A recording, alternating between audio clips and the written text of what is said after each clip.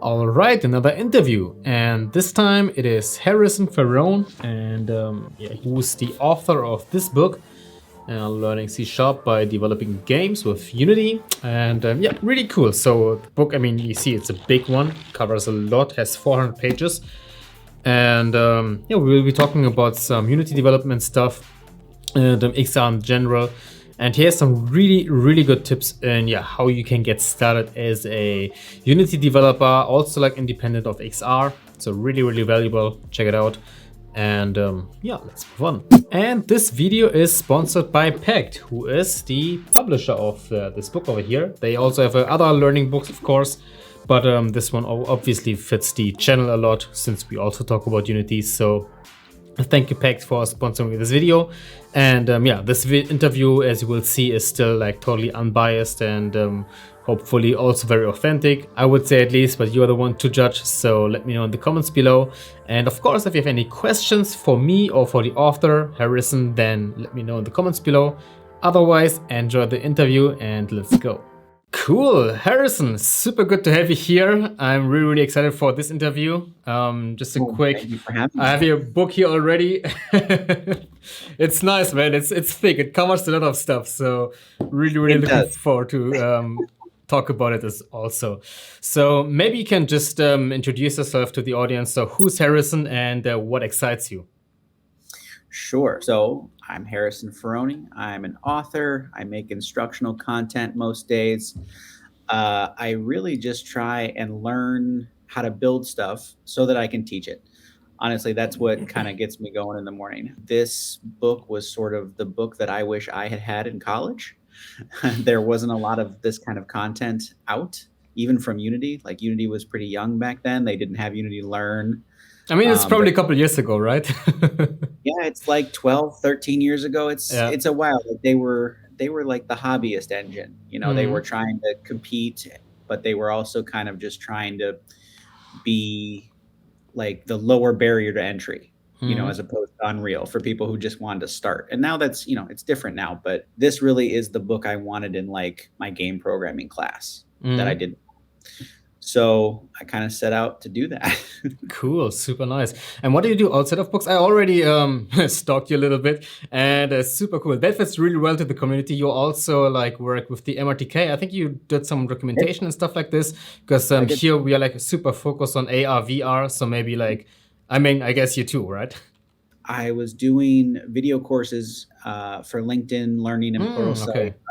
mostly iOS or Unity and C Sharp. I've got a little bit of Agile in there from years ago, but Mhm. when COVID started, Microsoft recruited me as a technical writer. I joined the mixed reality team, and myself and my manager basically went in and kind of redid all the mixed reality documentation that Microsoft has. So that includes like MRTK Unity was published. MRTK Unreal wasn't yet. So Mhm. that's about when I jumped in, and I spent about 14 months doing that, Okay.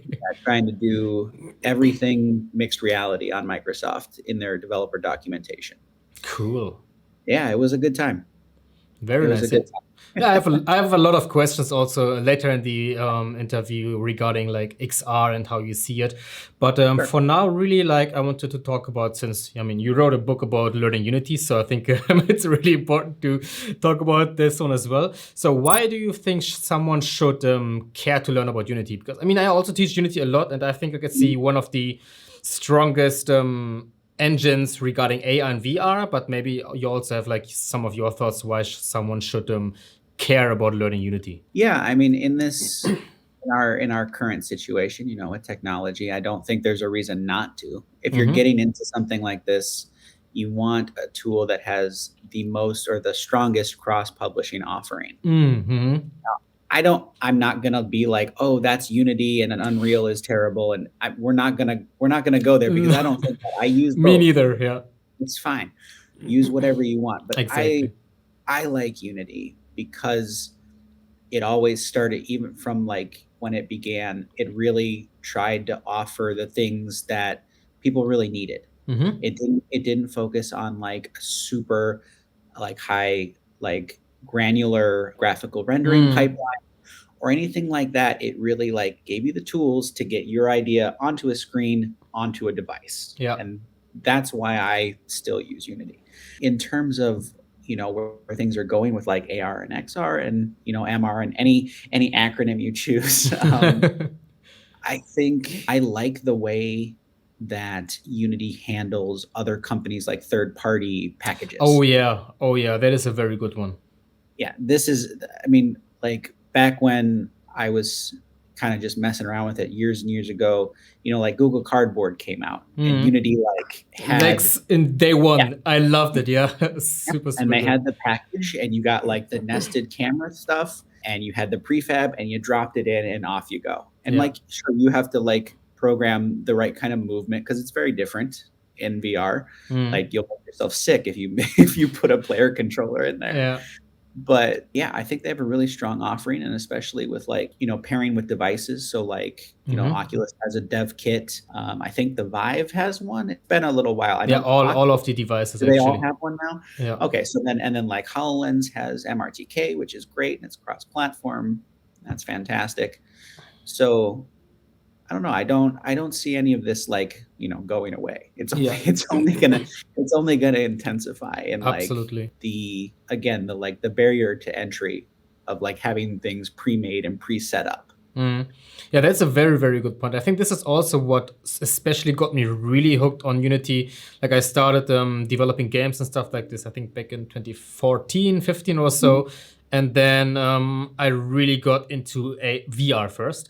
And Sure. like Unity was like always the very first engine, I mean, like the very first company, entity, whatever, that had like a workable SDK for every device that just came out. It was like the Gear VR back then, or the Daydream, the Cardboard, the Vive, the HoloLens, like all the Oh, devices that's they right. Daydream, they had one of those, didn't they? exactly Yeah. like every Mhm. single tool, whatever, like even like other tools like the Magic Leap, of course, or the Leap Motion, where you have like this hand tracking thing. It's not even AR Yeah. VR, but like every manufacturer like, that was working with 3D stuff was kind Mhm. of like obligated to have a Unity SDK immediately, and that was like always like day one, if Yeah. not like week one or so. It was like always there, and usually it also worked, so that was really cool too. And I think that was some of the reasons why I stayed on that engine also. But still, like Yeah. if you prefer Unreal, like it's like so interesting. Always this Unity versus Unreal kind of thing. You have like one fanboy gang and the other fanboy gang, and they just fight each other, and it's like both work totally fine. Like you can do amazing stuff with Unity, you can do amazing stuff with Unreal. They have like their differences with like primarily I would say C Sharp, C++, and then some other minor differences also. But generally, I would say you can do pretty much anything with Unity and pretty much anything with Unreal. Yeah, I think so too. You're right. The decision is on one end of the spectrum or the other. There's nothing in the middle that changes your mind. So Mm-hmm. either you know the language, so you start either with C sharp or C++ and you Exactly. go, and at the other end, like, okay, so you need super high fidelity rendering. Okay, we're gonna go this way. Oh, we need Mm. something else. Oh, we're gonna go that way. Yeah, exactly. Like, I mean, one thing that Unity really just shines is community. Like, it's just they are so strong. They're like the tutorials, the stuff that is out there, the people, the Because they're leaning meetups. into that. Like that was their bread and butter. They're leaning into Exactly. the prototyping and like getting something up and running and proving your game, your idea. Yeah, Like it's really absolutely. easy to get things going on Unity. Yeah, I mean, here we already have like two Unity educators talking about learning Unity. So I think Well, that just like, say again? sometimes you have to, because some Yeah. people always like they get too much in their heads before they decide. Mm. Just start and see what you like. Yeah, but that's a very good point. So maybe like we can also talk about your book because there's a lot. I mean, how many pages does it have? Wait a second. I think A it's little like more than 400. 400 Yeah. pages. Yeah. So yeah, maybe you can just tell us about your book. Maybe you can just hold it here. Sure. No, now I So feel like an influencer first time. no, But so it's super the cool. I read through it and it really covers like a lot of things, but you probably know even better. it does. So like I get asked a lot, like, do you need to know math? Do you Mm-hmm. need to have a computer science degree? Do you have to, know what algorithms are or how to use them? And it's I can see how it's very overwhelming for people to start Absolutely. programming, right? And the point of the book and most things that I write is that, our brains are already computers. They Mm-hmm. already do this naturally. We do this every day. You take in some kind of input, you make a decision, and then you execute the action. Before you cross the street, you look left, you look right. Yeah, Okay, no cars, go. Like exactly. we're already super good at this, but translating that into some kind of like syntax, which is all programming languages are, it's Mm-hmm. like English. It doesn't matter. It's just syntax. That seems to trip people up and to Mm-hmm. really have them be like really afraid, like, oh no, I'm not smart enough. I can't do that. I'm not ready. And it's really not that big of a switch. Mm-hmm. So the point of my book is sort of taking people from a very, very theoretical and like foundational level of like discussing programming Mm-hmm. into actually doing it. And again, we start with just like these kind of like conversations, like you already do this every day. Okay, You cool. know, your age, your name, those are variables. You know that you're a person, you have arms, legs, organs. You're basically a class object. Mm-hmm. If So you have good. kids, that's already inheritance. Like you're already, Yeah. these things are very common. They're just different terminology. And so we start with that, and then we dive right in. We start like writing little programs, and Unity for the first few chapters is just kind of like a container, just that it's fun and it prints something out in the console, and cool, you get some feedback. Mm-hmm. And then we go into actually building like a playable little first person game. You have a little arena, and by the end, you have a little smart enemy that kind of seeks and destroys. Cool. It'll chase you around. You Mm-hmm. can select items. You can destroy the enemy if you want. You'll have a little restart button. And then the newest chapter in this edition is dealing with data. Oh yeah, So that is a very, very good one. I love it. yes, it was missing, and I know it was missing from the last edition. I was like, Mm-hmm. everything runs on data, so we need to Mm-hmm. at least cover this a little bit. So Absolutely. it's a big chapter because we cover three different data types. Like we do text, JSON, and XML. Mm-hmm. And it's not like what we do isn't super complex, but like understanding like how things are, how bytes like get streamed and read Yeah, to that is so back out, important. right? Like these are, very foundational concepts that you need to be aware of. Yeah. But again, most people, use phones. You use, your computer already does this by itself. You're used to, syncing maybe with iCloud or with something else, right? Yeah. So it's not, none of this stuff is a huge leap. And that's really the, I guess, the hook. Yeah. A lot of beginner stuff, I find, and especially like trying to write it, it's hard to remember when you were a beginner. Mm. It's very difficult to Yeah, take away absolutely. your own assumptions after all the years you've been doing whatever you're doing. Yeah, you just So assume so many things, but like you have to be in the mind of someone who has never heard of anything like this, so you cannot really assume stuff. That is so crucial. Yeah. yeah, I have little sticky notes all over my Oh, all over my nice. desk that say like, "Take no assumptions. Yeah. What are you assuming? Who are you writing for?" But it's been gratifying to know that people have been, at least like people who have never programmed before, it's been working. Like people Hmm. have been like, oh wow, I can do this. I can do this. I can do this. Yeah.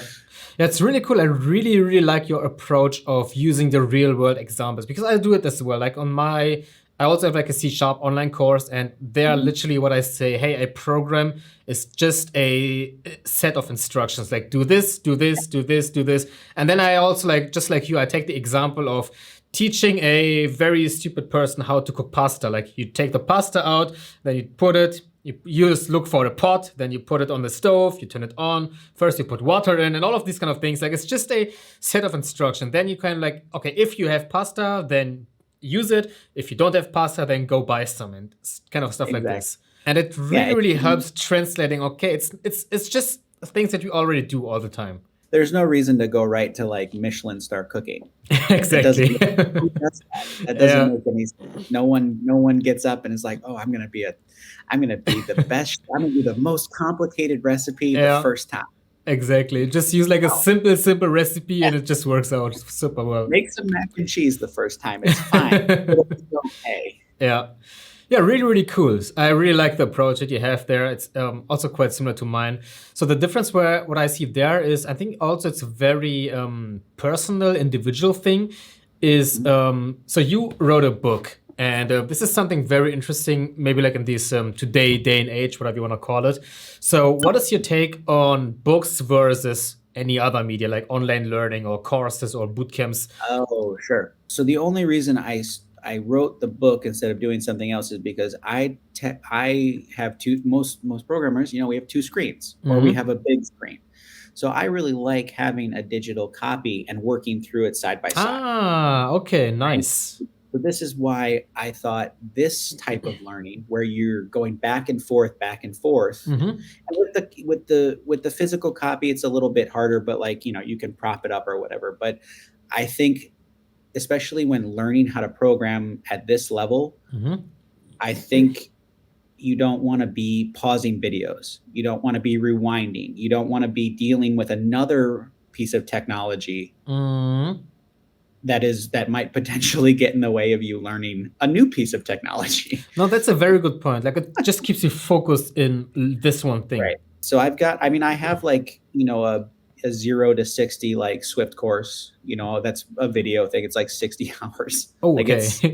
it's a long or no, it's 60 videos. Hmm. Sorry, not 60 hours, but it's a long course, it's on LinkedIn Learning and it's great, but it still is not like from the ground up. It's still assuming that you kind of know how to program or you understand some things about it. And with this kind of book project, yeah. So that's why I chose ultimately to write the book as a book. Yeah, very, very cool. Like, I mean, it's so helpful. Like, also when I read like non-technical books, like just some business books or some to learn, it just Mhm. keeps you what I have mentioned before. Like, it just keeps you in this one thing. You don't have any distraction.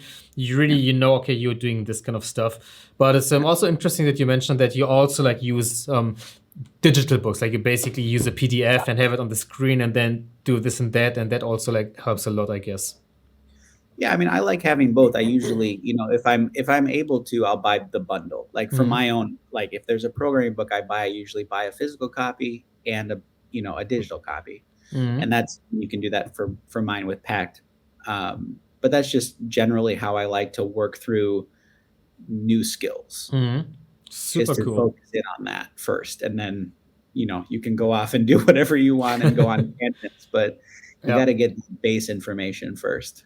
Yeah, absolutely. So, like, after assuming like someone ran through the whole book or like one Mhm. course or something like this, how long do you think does it take someone to become like a junior position job ready person when that person's just starting out? I kind of like to get like different opinions on these kind of things because is a lot of yeah, different opinions on that kind of topic. Yeah, I get this too. I get this too a lot from LinkedIn from LinkedIn Like, people people. ask it all the time, basically. Like, that's one of the number one questions. Oh, that's fair. I mean, if you kept going, I'd say within 6 months, if you were pretty dedicated Hmm. and you focused on the core components Oh yeah. of both the language of C sharp and Unity, because a lot of the other stuff you can sort of like it makes sense once you have those core components.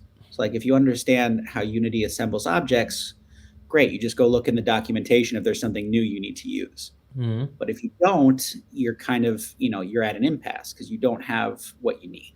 So, I mean, for a junior level position, I mean, those are hard to get anyway, but you can start building your own portfolio Yeah, that is after. the number one thing you should always do. Exactly. So you can start building a portfolio after the book. Mm. You could make, small, projects that isolate game systems or pieces of the game. So like you could build something that's just, UI, or you could Mm. build something that's just, one simple game mechanic, but it's, a fully featured one. Mm. You could do like a networking layer with stuff from my book. Like you could build out a more robust like saving and loading system. Mm. You can do anything, you can go a lot of ways after you learn the core Yeah. concepts. Yeah, this is really cool. This is also something I try to teach. Like the fundamentals are so important. Mhm. Like you Yeah. should kind of like know how programming languages work. Like what is the base of programming really, and then you can really start to learn like layer by layer. Because the problem what I see a lot with Unity developers, and maybe I can share my view first, and then I would love to hear yours, is that Unity makes it so easy to work with that you have a lot of people nowadays that are really good at using high-level APIs without knowing what is behind. Like, I mean, you Yeah. don't need to go to know assembly, like or like super low-level stuff, basically. But it's kind of like you have to know like at least a couple of layers, because otherwise, if you run into a problem, it's not like literally one video teaching you exactly how to do it. You are stuck very fast. But if you Yeah. start with the fundamentals, like kind of like, okay, what is even programming languages? Like, how does it work? Super basic things like what is even binary language? You don't need to know like all the details of that, but kind of like have a base understanding and then working your way up and building small things first. Like, don't Mhm. as a first project use a HoloLens 2 multi-user collaboration software where you start with like Have that downloading be whole. Photon, exactly, where you start like downloading Photon and downloading RTK, throw them together and like have Oh god. something. And it's like, I don't know, I prefer to do the other way around really, even though it sounds old school. But I think this is a big issue with like um, new school Unity developers really, Yeah. that they rely hardcore on high-level APIs. Yeah, I agree, absolutely. It's that fine line because Unity does seem to be leaning really hard into being able to do stuff without programming. Yeah, So especially got with the new stuff now also. exactly. So they've got a lot of editor, they've got a lot of energy put into the editor for people to get people in that don't program. Mhm. And then it seems like their hope is that as things get more complicated with your project, you start kind of being like, oh, well, maybe I need more control. Maybe I need to program. Mhm. So, yeah, I don't necessarily think that's a great idea because you're right. It's really easy to like build some fun stuff, right? And Mhm. it can totally, you can get it working, you can get it playing, and it's fun. The problem is that, they don't talk about like how that's going to scale to a real game, how that needs to be in production code, Yeah, yeah. or even if there isn't any code in their game. So I agree. It is kind of, it's a fine line. So Yeah. that's why we start in the book with C sharp and then we move into like, incorporating game objects and things like that and doing a bit of like procedural programming and things that'll help you do both. Like Mhm. you need to kind of pick where you're coming from with Unity. And if it's like all editor all the time, okay.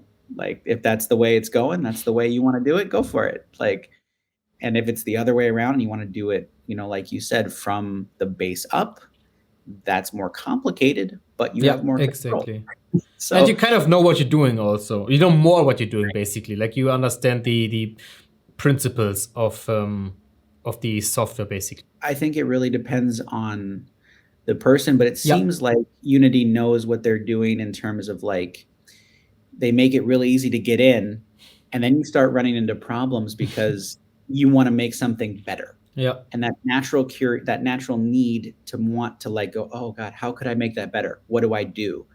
That sort of natural curiosity gets you into programming. And I think Mhm. for the most part that probably works. But I still think you should learn it from the programming language first. Yeah, absolutely. I You mean, I do think the both. biggest differentiator probably would be what kind of, just like you mentioned, what kind of person are you? Are you like a designer who just wants to build a Right. prototype or who wants to get into that stuff or who wants to use the engine? Because like also like a lot of non-programmers should be able to know and understand Unity. Maybe not C sharp too much, but Unity at least. But Yeah. if you are aiming to become a programmer, like a Unity developer or like a general C sharp developer, whatever kind of thing, then I would really encourage the thing that we just discussed, basically, like starting with Exactly. the fundamentals that we have here. Also, like we both teach them in a very similar way, which is really cool. No, I agree. I mean, there's lots of things that you can do, especially if you're on a team. Mm, So oh like yeah, if oh yeah. if you have designers that know Unity, make them some scriptable objects. Like it's Ah, not yeah. a like don't make them learn how to do that. Like Mm, provide the tools in their language for them to do their job. Yeah, that has been like one of the biggest joy when I was like working full time as a developer. Like I was just like building tools for my artists all the time. That was so much fun. And I then it love that. just makes their life easier, it makes your life easier, and everyone is just happy. And it's just so cool. Yeah, Yeah, tools absolutely. programming is is probably my favorite thing about the editor is Mm. that you can make It's tools. super powerful also. Like it's so crazy what you can do. It's so Yeah, much fun. It's really nice. But yeah, really cool. So now moving a little bit more into the XR direction. Because sure. I love that topic also. That's the main thing we do on this channel here also. And I don't know, like how do you see the industry right now? Or what future opportunities do you see, especially with the whole this metaverse hype anyways? But AR, VR, I would believe it's just like one of the very big things that is happening right now, and in the future even more. But maybe like you also have some thoughts on this. No, I mean, I definitely think that's like it's shown itself. It's proven, the market has proved itself. Mm-hmm. The only issue we're looking at now, or every company is looking at now, is how low can they get the price point on a functioning piece of hardware. Mm-hmm. I don't think there's actually that much difference now and going forward between like experiences and between like how you actually interact with AR or XR, if it's gaze or if it's motion, like if it's haptics or if it's a combo of both. Mm-hmm. Um, but like with the HoloLens, the price point is pretty high, so it only makes sense for sort of industrial usage, right? Like, Exactly. I can't remember if there's some major car manufacturer, maybe not, I don't know, but like those sorts of things where you're learning, where you're either doing like on the job training, or you're doing a lot of like I guess like virtual visualization of real things that might be there in the future, Mm-hmm. like contractors or people who are building stuff. That's one way to go. And then you've got the total other side where you've got the Oculus coming out, or that like came out of the bag, just like game, play Mm-hmm. games on here, PlayStation VR. There's nothing else that it does. Like Yeah. these are all, they've chosen, their lane. Mm-hmm. And I think that's the only real differentiator right now, is what your hardware can do, how much it costs, Mm-hmm. and what you actually want to, like, how hard you want to lean in one direction or the other. Yeah, I mean that's a huge thing. Like the hardware is getting like a lot cheaper than compared to like 5 years ago or so. Oh yeah. Like back then, the Vive, I don't know, I paid like over 1,000 euros for that stuff, and it's like you have the setup, the external cameras, which is also really cool back then. I mean, even today it's cool, but now you can just get like a 300 euro Oculus Quest or something like this, and it's just like everything works out of the Yeah, box. like the Quest 2, yeah, or whatever, Exactly, Quest it's Lite, it's whatever they call it. no, this one is the Quest 2, but I mean, I think they also want to launch a new headset later this year, and then Mhm. also like they were just like go so low with the price that yeah, a lot of people are getting into this even more right now. Yeah. But also like in terms of what I see, it's also really interesting is also like the non-consumer area has improved a lot, like the whole enterprise and business logics. Like there are like so many industries where it's like a huge thing. Yeah, I mean, like one thing maybe, like, especially you who has been also in the mixed reality field. So how do you feel about the whole big hype of the metaverse? Like, is it like a thing that is coming now, or is it like a hype thing right now? Is it something you see is interesting, There or what is your type on that? I think it's very interesting. I think, honestly, I think I might be too old. Oh, Because I just, well, so like every time someone says metaverse, I think of like movies that I grew up on, and I'm like, oh, so we're gonna do Tron? Like, is that what we're gonna like? Is that what we're gonna do? Because that would mm, be great. Let's yeah. do that. And then I look at what it is, and I'm like, well, that's super cool, but I don't think I would use it. But it's super. Mm, I find it very interesting. I don't really want to like. I don't want to be in like a virtual classroom with avatars. mm. I don't think my brain is that like finds that like appealing. But the actual building of that is very interesting. I find that very cool. Also like really split between like both sides. I'm super excited for this whole topic. I mean, I've been in AR VR since like 6 7 years now, so I'm generally excited about all of these topics, but Yeah. also like a bit kind of like concerned because I don't know, like if you start to become more and more engaged in this, and it kind of like starts to replace your reality, what is kind of what is being advertised. I don't know if that's super realistic, but who knows. That's kind of like the thing where it kind of gets blurry, if in how helpful is it to help real people and stuff like this, if you don't have the real human connection anymore. Well, that's why like my brain doesn't really want to do it. It just wants to Exactly. it wants to learn how to build it. Very Yeah, interesting. I'm the same. Exactly. It's more like the, the, Very the interesting. technological challenge that is like really pushing me. Yeah, but Yeah. so like it's the same thing. Like I think we're doing the boom and bust cycle that that always happens. But like this happened with Second Life. Mhm. You know, by the time I got into college, I took a course where we did a segment on Second Life and how like it was affecting human psychology Oh, in our okay. society because you're allowed to be whoever you want to be, Mhm. and like that also lets you hide who you Yeah, are. So like exactly. where it changes a lot of dynamics, and it Mhm. seems like that kind of boom and bust cycle is coming back around again, Mhm. just harder because Yeah. there's going to be a lot of questions how the metaverse represents itself and everyone in it, because that's Mhm. going to be very hard. That's going to Yeah. be really weird for people, and there's going to be a lot of questions and no one's going to have an answer.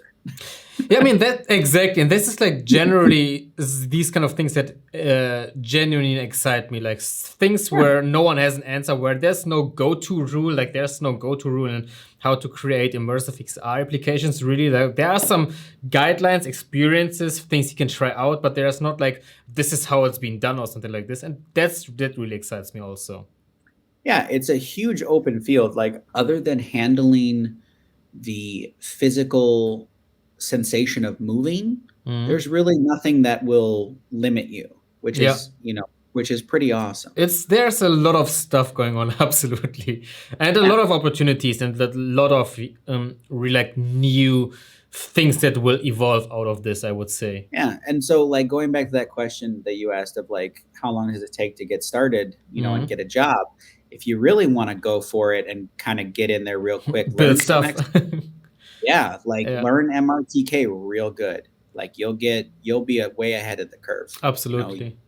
Learn any of those core SDKs and like show some projects and be like, yeah, I haven't been doing this that long, but I know how to do what you want. Exactly. Yeah, that's a very good one. So, yeah, final question, and something that I generally like really like to ask, especially like also educators, is what is your like final and ultimate advice for aspiring AR VR creators? Maybe something like more uncommon, not like the conventional thing, like learn, try out new stuff, be open minded. We all know we all know this already, but like something that you think is really like an interesting advice that you have for the people watching right now. I honestly think that if you need to keep sight of the product, and the product is not virtual reality. It's the Hmm. person. Oh, that is very It's not good. Yeah. it's not the game as much as you want to think it is. It's not the program, it's not the game, it's not the hardware. It's the person who is having the Yeah, experience. that is so good. Right. So if you're really going to go for this, the piece of advice is you need to keep remembering that you're basically a psychologist, you're an anthropologist, you are a sociologist, and then you're a programmer, and then you're a designer. You need to work with people, with how our brains naturally work and what we like and how we interact. In my experience, that has always produced the best kind of like game or experience. And it always everyone's like, "Oh my god, it came out of nowhere." No, it didn't. Like, you remember, this might be like dating my you remember Monument Valley, Mm-hmm. Yeah. right? Like everyone was like, "Oh, it came out of nowhere. It's a smash hit and like no one ever saw that coming." But it's very good psychology. It's Mm-hmm. very good UX. It's very good user experience. Like these are things that have been, it's very well designed. These are all things that we've known about for a very long time, and all that information is out there. Cool. So you got to kind of take that kind of stuff in if you want to succeed. Mhm. Yeah, I really, really, really like it. It says like that's one of the fundamental flaws you have as a coder. Just want to like super exciting, awesome piece of tech and software and complicated algorithms and super optimized, but you usually don't think about the person behind sometimes. And I mean, it's hard. Like again, you have to keep, kind of gut checking your own assumptions while you're working, and it's hard because no one teaches you that, and it's usually not part of a company culture because it takes time away from developing. Mhm. But you get better products and you get better results. Absolutely. Cool, wonderful. Yeah, that has been a great, great, great time. Lots of amazing advice, educator to educator. I love it. Yeah, that was good. All right. Well, And thank you so much for having me on. thank you for like being here, and really looking forward to some future stuff. You're also working on another book I saw on LinkedIn, right? Even super interesting topic. I think game architecture. Yeah, I'm doing game programming patterns. Ah, So well, yeah, exactly. design patterns, software design patterns. Ah, so good. I'm already reserving it. So thanks, Yeah, man. it's the next logical step. You need. Yeah. I honestly don't think people get into that stuff early enough because it's Hmm. not available, like it's not understandable and digestible at a lower like at a beginner or intermediate level. And you gotta get in there because that Hmm. stuff is like it'll jump your level Oh so yeah, far and so fast. absolutely. And like you're doing yourself a disservice if you don't if you wait. Cool, wonderful. Yeah, then definitely looking forward to the future one. Maybe we'll have another interview once your book is out. Let's see how that goes. And of course, I will have some answers and questions from you guys watching the video right now. And yeah, thanks a lot, Harrison. And All right. looking forward to the next one. All right. We'll talk soon. Thanks. All right, so that was the interview. Really, really enjoyed it. Especially the last answer was extremely good. And yeah, so feel free to check out the book over here, sponsored by Pact again. Thank you so much for supporting the channel. Really, it helps a lot. Check out the first link in the description. You will get a 25% discount only for our channel over here. So for the subscribers of the channel or non-subscribers.